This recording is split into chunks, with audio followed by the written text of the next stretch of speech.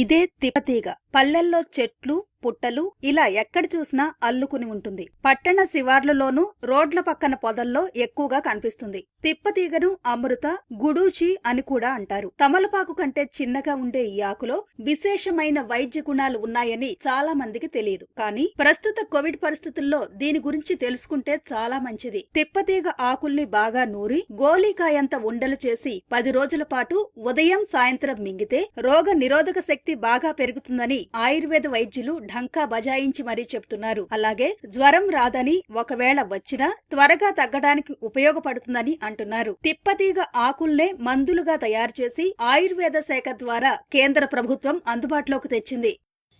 ఈ తీగని తిప్పతీగ అంటారు మామూలుగా. ఇమ్యూనిటీని పెంచి మనకు ఆరోగ్యాన్ని పెంచడానికి ఉపయోగపడుతుందండి. దీని ఆకులు ఉన్నాయి కదండి, నూరి దాన్ని రోజుకి ఒక 5 గ్రామ్స్ చొప్పున తీసుకోవచ్చు. ఇది కొంచెం చిరుచేదుగా ఉంటుంది కాబట్టి తేనె కలుపుకొని ఉదయం సాయంత్రం 2 పూట్ల తిన్నట్లయితే చాలా ప్రయోజనకరంగా ఉంటుందండి. ఇదే మందుని మన సెంట్రల్ గవర్నమెంట్ వాళ్ళు సంసమ్ని వటి అని చెప్పి తయారు చేసి పంచుతున్నారండి. దీనివల్ల ఇమ్యూనిటీ పెరుగుతుంది అనమాట. ఉదయం ఒకటి సాయంత్రం ఒకటి వేసుకోమని 10 డేస్ ఇమ్యూన్ బూస్టర్గా మనకు అందజేశారు. ఇది జ్వరంలో ఎక్కువగా ఉపయోగపడుతుందండి. అంటే ఇక్కడ కరోనాలో కూడా బాగా ఫీవర్ వస్తుంది కాబట్టి ఈ మందు వాడినందువల్ల జ్వరం తగ్గుతుంది.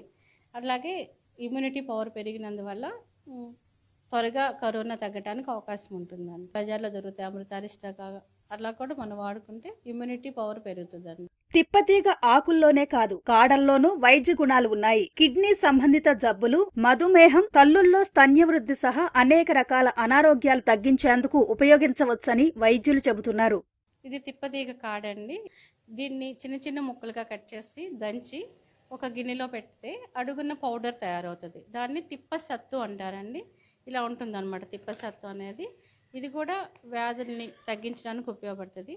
అన్ని వ్యాధుల్లో కిడ్నీస్ సంబంధం, లేకపోతే ప్రమేహం అంటే మన మధుమేహం అలాంటి వాటిలో కూడా ఎక్కువ యూజ్ చేస్తాం. దీనివల్ల సైడ్ ఎఫెక్ట్స్ అనేవి ఉండవండి. ఈ తిప్పతీగకు మరణం ఉండదు. ఒకవేళ వేర్లు తెంచేసినా పైనున్న తీగలు అల్లుకుంటూనే ఉంటాయి. చెట్లు, గోడలు, విద్యుత్ తీగలు సహా ఎక్కడైనా పాకుతూనే పోతుంటుంది.